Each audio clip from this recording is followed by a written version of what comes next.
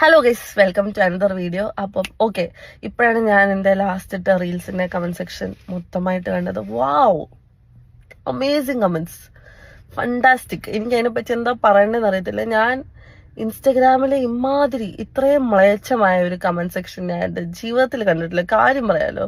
Okay, അപ്പോൾ okay, coming to a serious note, എനിക്ക് ഏറ്റവും കൂടുതൽ വന്ന കമന്റ്സ് ആണ്: തൊപ്പീനെ മൂഞ്ചിച്ചിട്ട് അടുത്ത ആളുടെ കൂടെ പോയി, how many boy friends you have, panchayat കിണർ, പഞ്ചായത്ത് വണ്ടി, അവിടുത്തെ വണ്ടി, ഇവിടുത്തെ വണ്ടി. ഗൈസ്, നിങ്ങൾ കമന്റ് ഇടുമ്പം നിങ്ങൾക്ക് തന്നെ ഒരു ഉളുപ്പ് തോന്നത്തില്ല? ഇങ്ങനെ കമന്റ് ഇങ്ങനെ ടൈപ്പ് ചെയ്യുമ്പോൾ നിങ്ങൾക്ക് തോന്നത്തില്ലേ?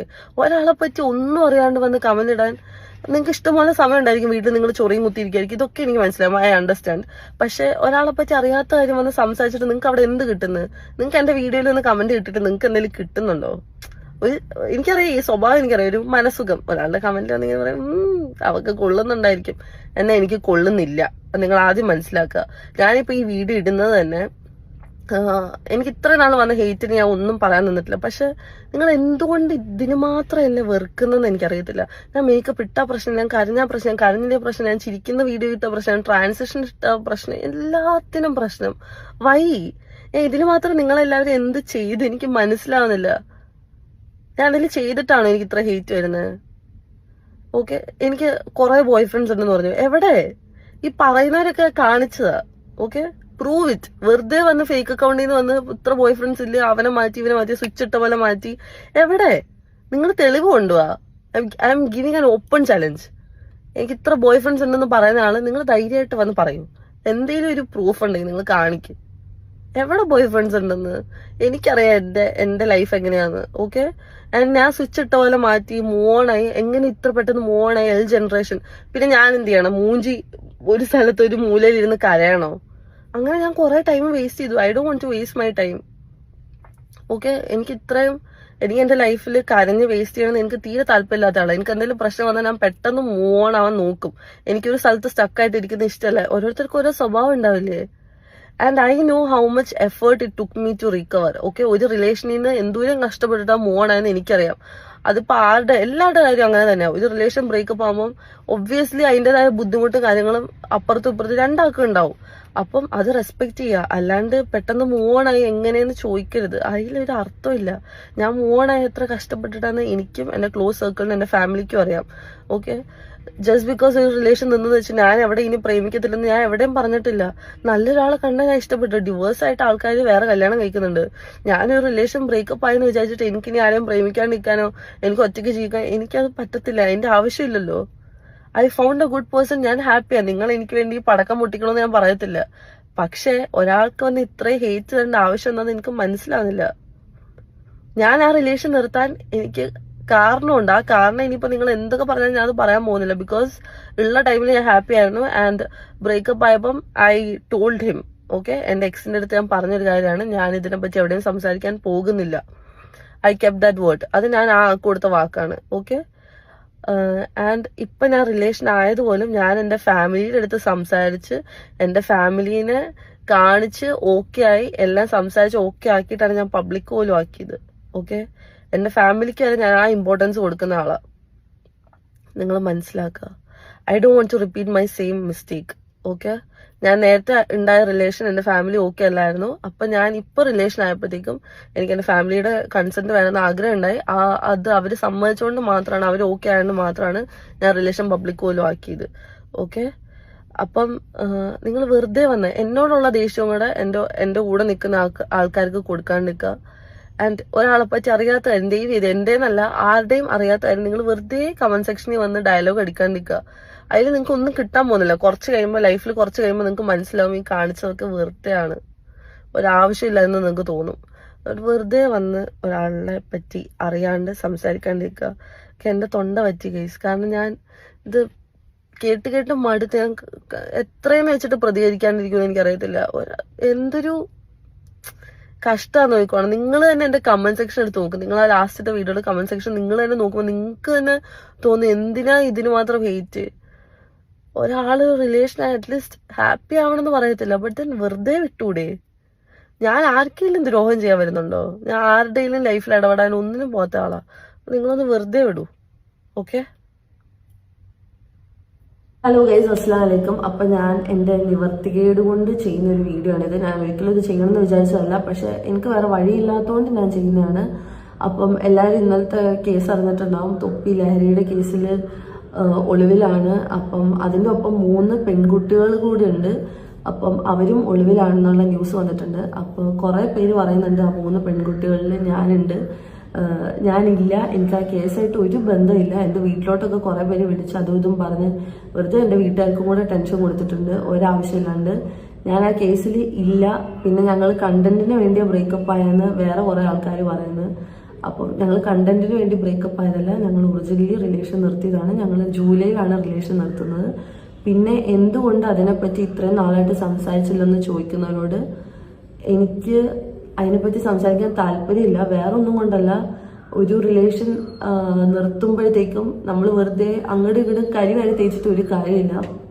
ഓക്കെ, ഓപ്പോസിറ്റ് ആൾ എന്ത് ചെയ്തോട്ടെ, അതെന്നെ ബാധിക്കുന്നതല്ല. പക്ഷെ ഞാൻ പഠിച്ചിടത്തോളം എനിക്ക് വെറുതെ ഒരാളുടെ കുറ്റം പറയാൻ വന്ന് വലിച്ചു കീറുക, എനിക്ക് ഈ പരിപാടി നടക്കൂല. അതുകൊണ്ടാണ് ഞാൻ അതിനെപ്പറ്റി ഒന്നും സംസാരിക്കാത്തത്. അല്ലാണ്ട് എനിക്ക് പറയാൻ റീസൺസ് ഇല്ലാത്തതുകൊണ്ടോ എനിക്ക് സംസാരിക്കാനില്ലാത്തതുകൊണ്ടോ ഒന്നുമല്ല. പിന്നെ എൻ്റെ കമന്റ് സെക്ഷനിൽ വന്ന ആൾക്കാർ പറയുന്നുണ്ട് റീച്ചിന് വേണ്ടി നിന്ന് അതാണ് ഇതാണ്. റീച്ചിന് വേണ്ടി ആണെങ്കിൽ എനിക്ക് ബ്രേക്കപ്പ് ആയിട്ട് ഇന്റർവ്യൂസ് ചെയ്യാമായിരുന്നു, അല്ലെങ്കിൽ എനിക്ക് അതിനെപ്പറ്റി സംസാരിക്കാമായിരുന്നു, എന്തൊക്കെ ചെയ്യാമായിരുന്നു. എനിക്ക് ഒരു റീച്ചും വേണ്ട, ഒന്നും വേണ്ട. അപ്പോൾ ഇതിപ്പോൾ ഈ കേസ് നടക്കുന്നതുകൊണ്ട് എൻ്റെ പേരും കൂടെ വരുന്നുണ്ട്, ഞാനും കൂടെ ഉണ്ട് ഒളിവില്, അങ്ങനെ ഇങ്ങനെയെന്ന് വന്നുകൊണ്ട് മാത്രമാണ് ഞാനിങ്ങനെ ഒരു വീഡിയോ ചെയ്യുന്നത്. എനിക്ക് ഓനായിട്ട് ഒരു ബന്ധവുമില്ല. ഞങ്ങൾ ജൂലൈയിൽ ബ്രേക്കപ്പ് ആയതാ. അത് കഴിഞ്ഞിട്ട് എനിക്ക് ഓൻ്റെ ലൈഫ്, എനിക്ക് എൻ്റെ ലൈഫ്, ഞാൻ അതിൽ ഇടപെടാൻ പോകുന്നില്ല. അപ്പം സത്യം എന്താണെങ്കിൽ അത് തെളിയട്ടെ, അതെന്നെ ബാധിക്കുന്ന കാര്യമല്ല. പക്ഷെ ദയവ് ചെയ്ത് എൻ്റെ വീട്ടുകാരെയോ എന്നെയോ വിളിച്ചിട്ട് വെറുതെ ഞാൻ കേസിലുണ്ടോ, ഞാനും ചേർന്നിട്ടുള്ള പ്ലാനാണോ, അങ്ങനെ ഇങ്ങനെ പറയരുത്. ഓക്കെ, അപ്പം എനിക്ക് അത്രേ പറയാനുള്ളൂ. പിന്നെ എനിക്ക് പറയാനുള്ളത്, ബ്രേക്കപ്പ് ആയിട്ട് എന്തുകൊണ്ട് ഇതിനെപ്പറ്റി സംസാരിച്ചില്ല, എന്തുകൊണ്ട് ഈ കമന്റ് സെക്ഷൻ ഇങ്ങനെ വന്നിട്ട് റിയാക്ട് ചെയ്യുന്നില്ല എന്ന് ചോദിക്കുന്ന ഇഷ്ടംപോലെ ആൾക്കാരുണ്ട്. അപ്പോൾ അവരോട് എനിക്ക് പറയാനുള്ള ഈ ഒരൊറ്റ കാര്യമാണ്, എനിക്ക് തീർന്നു പോയ കാര്യം. Okay, what ever it is, എന്ത് റീസൺ ആണെങ്കിലും എനിക്കത് നിങ്ങളുടെ അടുത്ത് വന്ന് വിളിച്ചു പോയിട്ട് എനിക്കൊന്നും കിട്ടാനില്ല. ഇപ്പം നിങ്ങളുടെ അടുത്ത് ആ റീസൺ പറഞ്ഞാലും ആർക്കും ഒന്നും ചെയ്യാനില്ല. കാരണം അത് നിർത്തി എന്നുള്ളത് ഞാനെടുത്ത തീരുമാനം ആസ് ഇൻ എനിക്കിനി ഇത് മുന്നോട്ടേക്ക് കൊണ്ടുപോകാൻ പറ്റില്ല, it's affecting my mental health എന്ന് തോന്നിയോണ്ട് ഞാൻ എടുത്ത തീരുമാനമാണ്, അല്ലാണ്ട് വേറെ ഒന്നുമല്ല. ഓക്കെ, അപ്പൊ നിങ്ങളാണെങ്കിലും നിങ്ങൾക്കൊരു റിലേഷൻ പറ്റുന്നില്ല, നിങ്ങൾക്ക് അത് നിർത്തണമെന്ന് തോന്നിയാൽ നിങ്ങൾ നിർത്തും. അവിടെ നിങ്ങളെ വന്ന് ആരും പൊങ്കാല എടുത്തില്ല, എന്തുകൊണ്ട് നിർത്തി, എന്തുകൊണ്ട് നീ തേച്ച്, അങ്ങനെ ഒരു ടോക്ക് വരത്തില്ല. ഒരാൾക്ക് ഒരു റിലേഷൻ പറ്റിയില്ലെങ്കിൽ അത് നിർത്തുക. അതിലിപ്പോൾ എന്താ തെറ്റെന്ന് എനിക്ക് മനസ്സിലാവില്ല. ഞാൻ തെറ്റിയായിട്ട് എനിക്ക് തോന്നില്ല. Because I have my reason, I have my valid reasons.